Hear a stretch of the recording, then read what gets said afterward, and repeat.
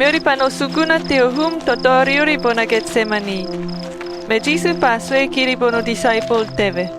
Hio no men, benano te abanianava. Meve pa me bene Peter, James John, meuri pa patino. Me avuhane pa ponis para tamaka kurus. Abuhana na ponis kurus nana.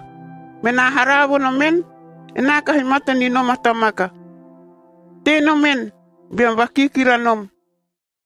Ewe hei wa pita oha wa sihum koa, me pa watokono te o kasuana, me pa wane anawa be hunawan ante inana te awa oha bono huri tami noto vai tonu mabatana. Me Jisu pa boha wen. Aba, tete. Yana ante nom te apaku amam hitaba. Kono wa wahakahiana akapu wa te amasitore. Evean toro paku manintian, taka maninte na hana. Me Jisu pa novaha te akukana disciple teve, me pa no vuriha ribari, iuri he o goroho.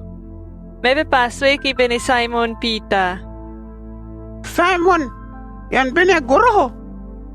Yan bene sakante hanom, dapat itagune mekana tapi awaroba kwa. Yam toro bakikira barabania naba.